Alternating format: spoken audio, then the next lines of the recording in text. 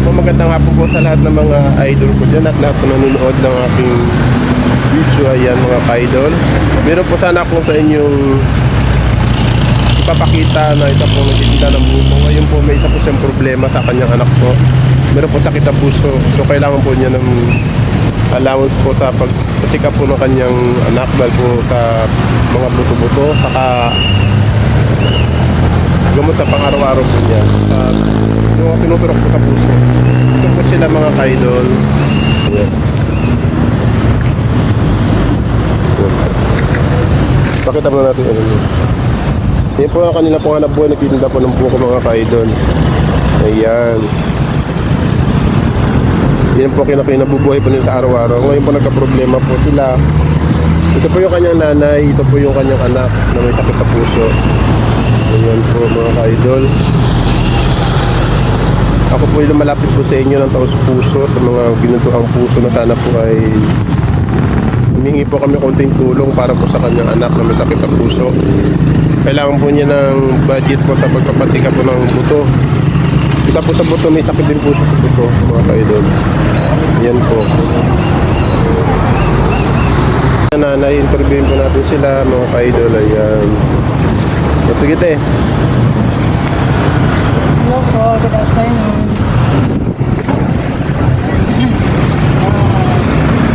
Ito po, baka sakali lang po kasi ang hirap na po eh. Kaya mo yan.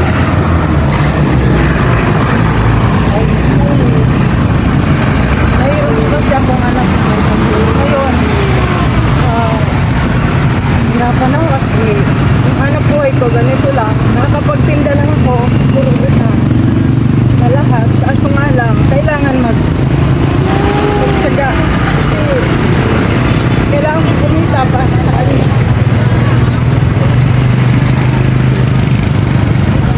Sabi ko kung bababahan ng luha dito eh. Hindi, okay lang, okay lang.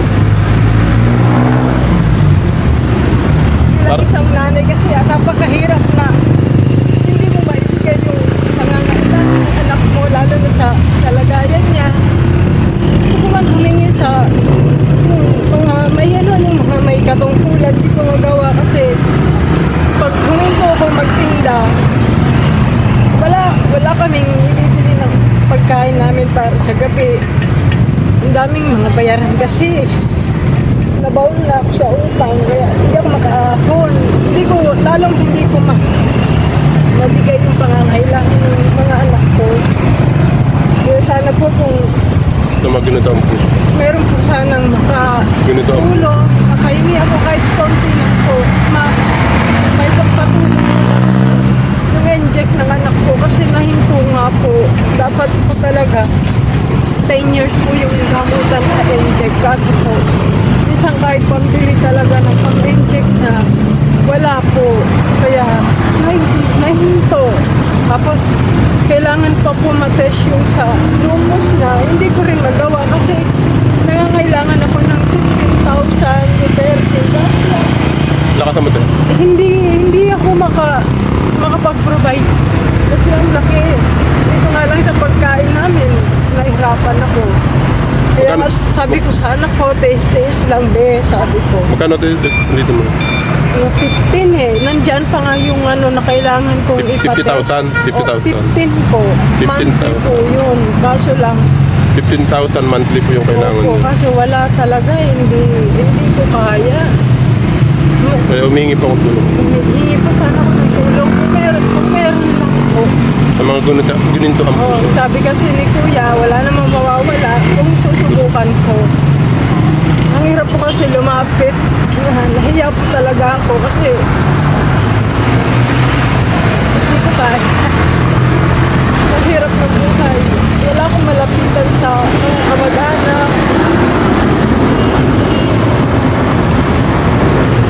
Hindi naman po kasi ganun kalaki yung tubo. Lahat yung buko, utang, tapos minsan pati baso, nakikiusap. Sabi mo, nagtitinda ka lang ng buko. Nagtitinda ka lang ng buko. Nakita naman, yun nga lang po. Sakto lang sa pagkain, pambayad sa mga utang, araw-araw. At minsan, napapagalitan na rin ako ng mga kaibigan ko, napapahiya kasi wala pong pambayad. Nagkikiw pero nakikiusap po ako sa kanila. Hintayin lang hanggang sa makaraos ako, makabawi ako. Kaya sa totoo lang, sa araw na to, hindi ko talaga alam anong gagawin ko kasi pati bahay ko, mawawalan na akong tirahan kasi hindi ako nakakabayad. Ayan guys, nangungupahan lang po siya guys. Pati motor na meron ako, nakiusap lang ako na makabigay lang ako yung benta ko kaninang umaga, umabot ng 1,000 kahit na alam kong wala akong pambabayad na may ang hapon. Pinush ko. Tapos nakita ko yung kaibigan ko.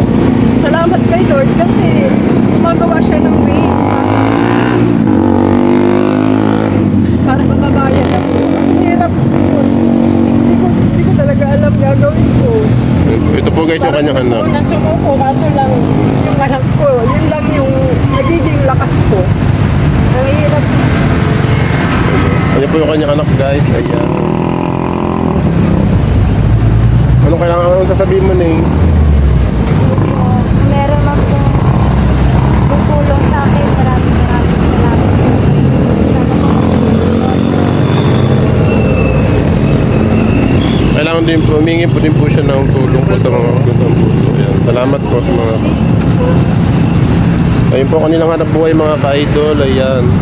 Hindi na lang po sila ng buko sa araw-araw. Hindi po nila kayang... Mga kaibigan ko po, minsan pinagdadala siya ng mansanas, tapos kagabi po may nag-abot ng saging para po sa anak ko. Ayan po mga ka-idol, meron po mga kaibigan niya na tumutulong sa kanya sa kaunting pagkain, sa isang mansana, sa isang piling na saging. Ayan. Tapos kanina yung customer ko, may Jollibee siya.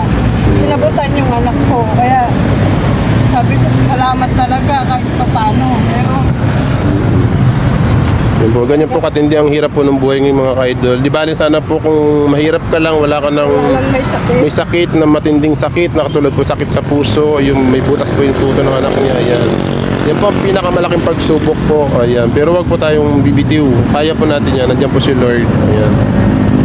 Sa tulong po niyo mga ka-idol, sana po may sa mga ginunto ang puso, sana po mayroon pong tumulong sa kawawa pong mag-ina na to pa. Sana po tulungan po natin sila. Ayan po. Grabe pong pagsubok kapag dadaanan niya ngayong haharapin para po sa kanyang anak. Sana po malampasan po ito mga ka-idol. Ayan po mga ka-idol. Grabing hirap po mga ka-idol. Wala po siyang time para po humingi ng tulong sa ating mga gobyerno kasi po busy po siya. Kailangan po niya magtinda sa araw-araw para po mabayad ng utang. Nangungupahan po sila ng bahay mga ka-idol. Ayan. Ayan mga ka-idol. Grabe po yung mga pagsubok ngayon ang dumating sa kanilang buhay. Pero may awa po ang Diyos, malalampasan po nila yan. Pray to God lang. Kailangan din po yung mga tulong po nyo sa mga ginuto ang puso. Kung meron po sana po, tulungan po natin sila, nakakaawa po. Dahil po mahirap ka na tapos matinding pagsubok pa sa buhay. Lalong grabing hirap ang dadanasan nila. Kung sakaling sa inyong mga tulong po, baka sakali pong bigyan po sila ng panibagong pag-asa. Ayan. Alas gusto na pong bumitiw ng kanyang nanay pero dahil po sa kanyang anak, nilalakasan po niya kanyang loob. Kaya sana po, muli po kami humihingi sa inyo ng tulong na malapit po sa inyo mga ka-idol, sa lahat po ng mga makakapanood po nito. Sana po ay tulungan po natin sila sa kahit konting halaga lang po kapag pinagsama-sama, malaking bagay na po yun. Malaking tulong na po sa kanila yan. Kaya hanggang sa muli po mga ka-idol, sana pusuan po nyo ang video nito. Salamat po.